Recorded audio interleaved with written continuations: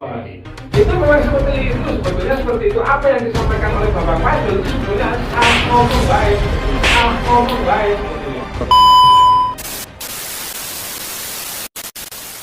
Assalamualaikum warahmatullahi wabarakatuh. Selamat pagi, selamat siang, selamat sore, selamat malam pemirsa dimanapun Anda berada. Bersama kita lagi di Astor Podcast, berita dan politik terviral dan terkini, Gus. Terviral dan terkini. Jangan lupa Astor asal jodoh ya. Oke teman-teman ya, sambil santai kita ngobrolin tentang persoalan bangsa ini. Siap. Bangsa ini. Ya paling tidak kita mencoba bersuara, mendiskusikan masalah-masalah yang sedang melanda di negeri ini, yang terangkum dalam beberapa media sosial yang lagi viral ini, Gus. Nah, ini Gus bersama saya Nadir dan juga Abdul Aziz Muslim. Oke, kita akan berdiskusi tentang apa ini, Gus? Tema yang akan kita bahas ini sangat menarik, Gus. Yang lagi viral ini. Jadi pandangan masyarakat ini jadi beragam ini tentang sikap Prof. Mahfud MD yang sedang disorot banyak sekali media. Nah, ini Prof. Mahfud ini memang orangnya terkenal sangat tegas dan tidak bisa dilobi ini, sulit dilobi ini. Nah, ini Gus Aziz, yang menarik ini dari sikap Prof. Mahfud di samping perhelatannya dengan DPR, ya terutama Komisi 3 kemarin yang membahas tentang uang gelap, transaksi gelap di Kemenkeu sejumlah 349 triliun. Wah, banyak. Soalnya banyak sekali. Banyak ya. Pernah pegang belum? Belum. Belum ya. 1 juta pernah? Ya udah, kayaknya 10 juta? Belum. Nah, inilah kita orang awam ini megang duit 10 juta saja belum pernah ini ya. Maklum, tapi kita juga sebagai warga perlu belajar ya. Agar kita tidak salah dalam menilai perkondisian politik di dalam bangsa ini. Nah, ini terkait dengan Pak Prof. Mahfud ini, Gus. Ini saya punya pandangan begini, Gus. Jadi banyak spekulasi mengatakan kalau Prof. Mahfud ini ada kemungkinan sikapnya ini sebagai bentuk meningkatkan elektabilitas politiknya sehingga layak beliau ini dicapreskan di 2024. Walaupun beliau menyatakan saya tidak berkeinginan. Tapi kalau ditanya apakah Prof. Mahfud itu siap, pasti saya yakin Prof. Mahfud akan jawab siap. Sebagai anak bangsa yang sudah punya kemampuan di negara, sudah banyak kontribusinya, pasti dia akan bilang siap. Tinggal bagaimana dukungan dari masyarakat dan juga restu dari partai, dari juga, Pak. Partai juga ya yang akan mengusungnya ya. Partai pengusung juga penting. Tokoh-tokoh masyarakatnya itu tadi. Tapi Prof. Mahfud memang menyatakan dirinya tidak berkeinginan karena sudah beberapa kali ini di dalam tanda kutip dikecewakan oleh para pengusung ya. Jadi mungkin ada trauma lah. Trauma itu. Nah, ini bagaimana menurut pandangan Gus Aziz ini, benar tidak sih pandangan saya bahwa Prof. Mahfud ini juga menyiapkan dirinya untuk fight di 2024? Ini memang ya itu tadi, Pak. Kita kembali bahwa saat ini tahunnya tahun politik. Dan tidak apa yang dilakukan ketika memviralkan sebuah ide gagasan itu dianggap sebuah tahun politik. Itu tidak pasti dalam kutipan bahwa dia memainkan gitu. Lagi memainkan. Tapi ada nilai positifnya juga ada, nilai negatifnya sih juga ada. Nilai positif, nilai negatif. Apa itu kira-kira, Gus? Kalau nilai positifnya itu otomatis dengan keadaan saat ini yang lagi viral, yang dalam keadaan media semua meliput gitu. Otomatis para pemimpin yang akan datang seperti para DPR itu tidak pasti akan langsung masuk ke gedung untuk membahas sebuah gagasan ini. Ini sebuah ide Pak Mahfud, sebetulnya sebuah ide tadinya, Pak. Tapi ide gagasan dari awal sebetulnya hanya sebuah ide sebetulnya. Ketika di akhir paripurna ketika Pak Mahfud itu datang, pasti para DPR itu akan datang, para dewan akan menyempatkan diri untuk datang gitu loh. Ketika tidak datang, disorting, datang untuk menghabisi, untuk menyampaikan. Ya memang kalau saya sendiri melihat pada saat sidang Prof Mahfud dengan Komisi 3 ini pada akhirnya itu tidak fokus pada pembahasannya, tapi justru malah menyerang individu dan juga institusi ya. Nanti saya yang interupsi dituding-tuding lagi. Saya tidak mau. Artinya kalau begitu, misalnya saya membantah lalu di sini ada berteriak keluar, saya keluar. Saya punya forum. Saya setiap kesini dikeroyok, belum ngomong sudah diinterupsi, belum ngomong interupsi. Prof, di satu sisi Prof Mahfud ini menganggap DPR ini sebagai ya Markus. Nah, itu kan namanya sudah penyerang lembaga ya. Walaupun sebetulnya ya, walaupun ya hanya person lah, hanya oknum yang menjadi Markus. Kalau saya pribadi saya percaya, saya optimis dari 600 anggota DPR ini itu semuanya baik semua ini. Ya mungkin ada satu dua oknum yang menjadi Markus ya disebutkan. Tapi tidak perlu, bagi saya tidak perlu menyebutkan bahwa lembaga DPR itu adalah Markus ya, itu tidak perlu ya. Seperti dulu juga Gus Dur kan pernah menyampaikan kalau DPR ini seperti taman kanak-kanak ya. Nah bagi saya itu sebetulnya hanya ide gagasan, hanya jenaka lah. Jenaka biar komunikasi itu biar lebih sebetulnya maksud Gus Dur ini tidak mengeneralisir semua anggota DPR ini adalah taman kanak-kanak, anak TK itu bukan hanya oknum-oknum. Tapi ini kan itu nanti menjadi bahan introspeksi bagi kelembagaan DPR itu tadi ya. Itu. Karena sebetulnya waktu itu Gus Dur itu kan dalam saat kebuntuan, Pak. Kebuntuan yang saat itu tekanan dari politik itu luar biasa, sementara Gus Dur seorang diri dihabisi kan otomatis dia akan membunyikan sebuah bunyi yang bagaimana sisi yang disampaikan itu biar yang dihadapi itu biar nalarnya itu semakin encer semakin cerdas, semakin cerdas kan. Ngowai, cara bahasa Jawanya itu ngowai. Kalau tidak disebut sebagai taman kanak-kanak mungkin DPR akan biasa-biasa aja. Seperti juga Prof Mahfud mengatakan DPR itu seperti Markus. Itu kalau tidak begitu jadi kurang hangat suasananya itu. Makanya itu ya sih mungkin nggak masalah ya, tapi tetap pembahasan itu harus fokus ya. Fokus penyelesaian 349 triliun itu biar selesai dan harus kembali ke masyarakat. Karena seperti yang disampaikan Prof Mahfud sendiri dalam sebuah wawancara itu mengatakan seandainya korupsi pertambangan korupsi pertambangan di Indonesia itu bisa dicegah itu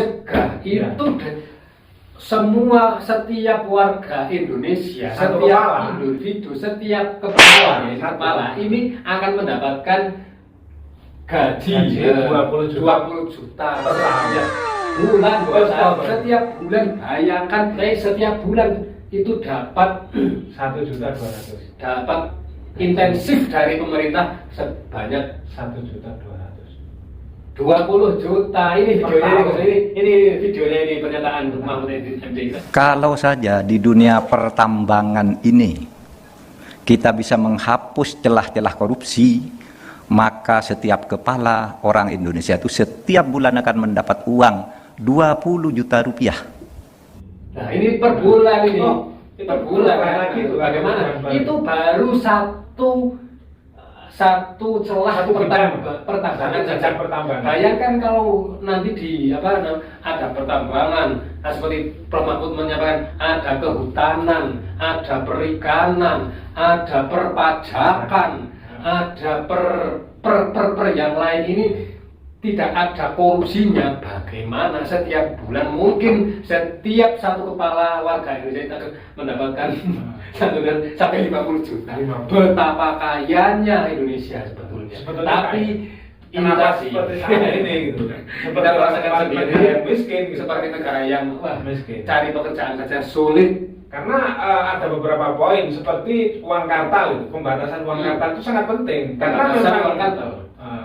Jadi seperti uang kartal, kenapa di saat ini betul-betul diperjuangkan oleh Menko Polhukam bersama dengan komite TPPU-nya, ketua komite itu memang sangat uang itu gede sekali yang pembatasan kartel itu yang ke Singapura, Pak. Oh, Yang mereka, iya, jadi mereka diubah seperti seolah-olah mereka menjual ke Singapura, beli ke Singapura, membuang uang itu dari rupiah ke dolar Singapura, nanti dijual lagi, dikembalikan ke Indonesia lagi. Misalkan kita seolah-olah itu hanya menang judi gitu. menang judi. Oh, padahal di sana tidak ada, Bu.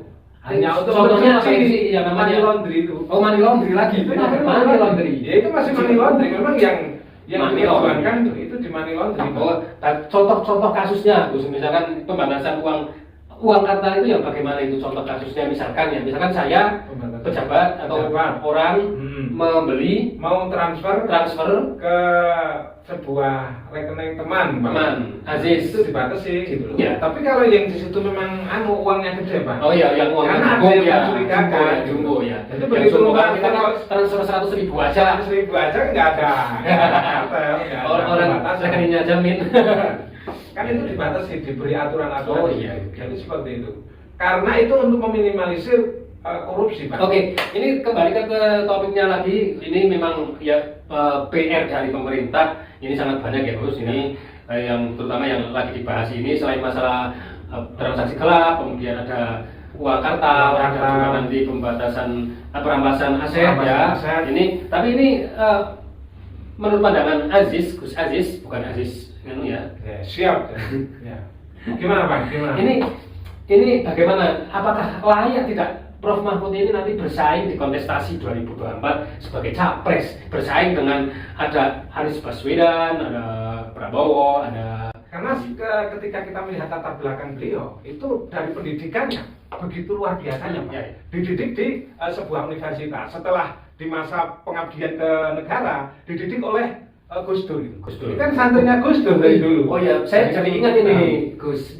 Ini di sebuah media ini kan diperlihatkan di rumah Prof Mahfud ini, di ruang belakang, ya ruang tengah belakang itu ada foto gambarnya Gus Dur besar bersanding dengan fotonya Pak Prof Mahfud ini. Luar biasa. Memang Prof Mahfud ini banyak sekali mengambil ide-ide gagasan dan bagaimana mengelola negara ini belajarnya dari kebanyakan dari Gus Dur ya. Wah, luar biasa sekali. Cuma itu memang dari kecil kan, dari kecil Prof Mahfud kan memang sudah kebetulan dari pesantren gitu loh. Yang saat itu memang dia kecilnya di pesantren. Ketika dia masuk di kontestasi politik ketemu dengan Gus Dur, itu kan berarti tumbuh nutupi apa? Tutup gitu. Tutup. Jadi itu sangat ketika kualitas dari Prof Mahfud saya kira sudah tidak bisa diabaikan lagi gitu loh. Juga menjadi ketua DPR kan 2 kali, Pak. 2 kali 2005, 2004, 2009, 2014 itu menjadi. Berarti track recordnya sudah sangat mumpuni dan mungkin juga kalau lihat rating dari pengikutnya, followernya itu memang Twitter luar biasa ya, dan banyak sekali yang sangat mendukung Prof Mahfud ya. Dan itu sangat layak dan jarang dilakukan oleh para pemimpin yang lain gitu. Jadi jarang dilakukan. Ketika sikap keberanian dan tidak lakunya, Pak. Jadi ketika apa ya? Ya kesederhanaannya. Jadi ketika dia menyampaikan sebuah gagasan, sebuah ide-ide, itu memang beliau itu melakukan. Jadi bukan hanya bicara, tapi apa yang disampaikan itu memang dilakukan. Gitu. Seperti siasah di masjid, melakukan khotbah Jumat, itu kan siasah, politik siasah itu boleh gitu loh. Boleh. Nabi Muhammad sendiri kan politik siasah gitu loh. Untuk mendamaikan keluarganya, untuk mendamaikan umat Islam waktu itu kan dia waktu itu seperti Jumatan gitu. Kan seperti itu. Mungkin di sini itu adalah sebuah politik siasah. Dan itu dilakukan oleh Prof Mahfud gitu. Jadi langsung ke masyarakat. Apa yang disampaikan itu dilakukan. Nah, ini yang menarik dari Prof Mahfud. Yang jarang kita melihat pemimpin yang seperti ini. Ya ada sih, tapi jarang sekali pemimpin yang seperti ini. Tapi bukan berarti, Pak, kalau kita ini mendukung atau bukan berarti kita mendukung Prof Mahfud. Ya bukan berarti ini kita serahkan gagasan. Kita ini diskusi, Pak. Diskusi tidak ada. Tentunya Prof Mahfud juga punya kekurangan kan. Punya kekurangan itu manusiawi gitu. Kurang duit terutama ya. Itu manusiawi juga. Kan terkenal sederhana. Sederhana itu. kalau ide-ide gagasan saya kira Prof Mahfud banyak. Jadi ketika saat ini kontestasi itu ya udah layak lah, ratingnya itu udah naik gitu loh. Kepercayaan masyarakat kan seperti itu. Ukuran kita kan bukan hanya partai, karena kita akan tidak seperti para yang sudah disampaikan oleh siapa itu Bambang Pacul apa. Boleh nggak itu menyebut sebuah nama? Itu kan nggak boleh gitu loh. Gitu, ya. Bahwa apa yang disampaikan ketika ibu itu menyuruh ya kita siap gitu. Berarti kan bukan atas nama bukan atas nama masyarakat tapi atas nama partai kan nggak boleh. Perintah. Di bos ya. Itu memang sebetulnya seperti itu. Apa yang disampaikan oleh Bambang Pacul itu sebetulnya salah ngomong wae sebetulnya. Tapi kan semuanya seperti itu sebetulnya. Iya memang sedang seperti itu, tapi kan nggak boleh gitu loh, nggak boleh di masyarakat. Jujur memang begitu, memang bagaimanapun yang namanya anggota DPR. Iya maksudnya anggota DPR itu mau bersikap apapun pasti harus persetujuan dengan ketua partai. Itu memang betul. Tapi ketika disampaikan kan tersinggung masyarakat gitu loh. Masyarakat umum gitu loh kesinggung pada ya mungkin ada kesinggung tapi saya nggak kesinggung ini. Iya sebetulnya enggak gitu loh. Tapi kan ada beberapa netizen yang mengatakan kurang baik etikanya gitu. Etikanya di mana gitu. Apa salahnya sih ketika Bambang Pacul mengatakan saya aspirasi masyarakat saya siap gitu. Itu ketika karena takut kesinggung kan. Ketika DPR ini mengatakan sesuatu menutupi sesuatu itu disalahkan. Ketika jujur itu juga disalahkan. Ya itulah nasibnya jadi DPR ya. Jadi 5 tahun lah. 5 tahun. Harus bertahan 5 tahun. Harus bertahan dari gempuran netizen. Ya. Cuma ini jangan salah loh, jangan salah. Saat ini dunianya berbeda. Mungkin ketika Pak Bambang itu seperti itu karena dunia dia kadernya waktu itu masih Soeharto. Masih Soeharto. Masih Moro kan. Jangan salah ketika sampean bicara seperti itu nanti akan disalahkan. Nah, itu makanya harus sangat berhati-hati. Kita harus menjaga sikap, menjaga pembicaraan. Jadi harus dipikir dulu kalau kita mau ngomong, menyampaikan pendapatnya itu boleh tapi apalagi bagi cara yang baik. Itu apalagi seorang yang terjadi juga seperti Bupati ini yang baru-baru ini loh. Bupati siapa? Meranti itu kan yang terkena OTT. Itu disangkut pautan juga dengan ketika beliau itu menyampaikan di forum bersama DPR dan kementerian itu menyampaikan kata-kata yang kurang pas karena kita ya apalagi sebagai publik figur ya pemimpin ini ngomongnya harus dijaga ini karena itu juga bagian dari pendidikan bagi akhlak masyarakat, akhlak bangsa ini. Seperti gagasan Jokowi ini revolusi mental. Nah, mentalnya, akhlaknya itu harus dijaga karena akhlak dan mental ini adalah sangat-sangat penting bagi yang penting itu ya seperti itu. Memang harus kita sebagai masyarakat harus merubah pola pikir namanya. Ini memang kita masih bicara nih, belum bisa mengubah pola pikir gitu loh. Tapi minimal kita harus menyampaikan hal bahwa gagasan kita itu harus merubah cara berpikir kita itu harus dirubah. Mindsetnya. Oke, ini Gus jadi tadi ya pembahasan tentang sebetulnya layak public figure ya. Prof Mahfud ini jadi capres tentu saja layak ya karena pernah juga sebuah beberapa termasuk bagian dari layak. Ada 1, 2, 3 yang lain juga ada yang layak juga ya tapi seperti kita bahasnya yang lagi kita kan Prof Mahfud ya. Semoga semua pemimpin kita ini nanti ya bisa mengemban amanah dengan baik ya, bisa mengikuti kontestasi politik di 2024 bersaing dengan sehat. Ya, dan catatannya ini juga pemirsa ya, ini 2023 ini sudah masuk tahun politik walaupun nanti peristiwanya pemilunya di tahun 2024 ya, bahkan di 2024 ini pertengahan ya, sekitar pertengahan ya, dan ya nanti kan bertahap ya itu. Ini sudah masuk. Jadi sikap perilaku apa saja para tokoh-tokoh pemimpin kita, pejabat-pejabat kita ini sangat sensitif. Bisa di goreng-goreng lah gitu ya itu. Begitu lah. Jadi mari kita jaga sikap, mari kita jaga perilaku, mari kita bertutur kata dengan baik seperti Allah Subhanahu wa taala juga Gus pernah mengingatkan kepada Nabi Musa alaihissalam. Silakan kamu peringatkan, ya intinya begini ya, kalau ayatnya kan saya tidak hafal ya. Ya intinya Nabi Musa ini diperintahkan disuruh mengingatkan raja Firaun yang mengaku Tuhan itu dengan cara yang baik.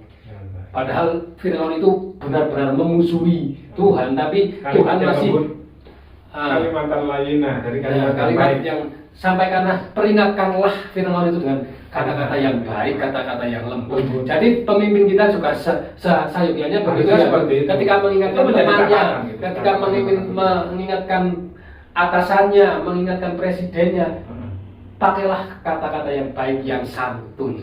Itu kalau memang yang diingatkan itu merasa dan ada motivasi untuk berbenah diri, dengan kata yang baik pun pasti akan mengenal gitu ya.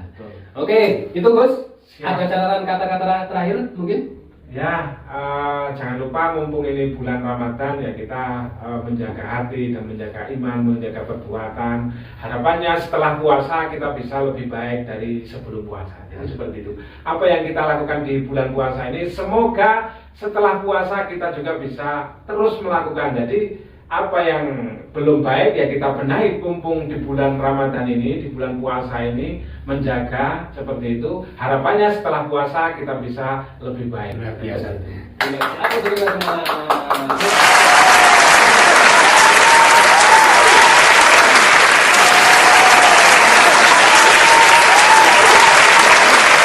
Terima kasih pemirsa yang sudah datang. Jangan lupa like, komen, dan subscribe channel Astor Asal Jono. Podcast berita politik terviral dan terbaru. Oke, terima kasih. Kurang lebihnya mohon maaf. Assalamualaikum warahmatullahi wabarakatuh.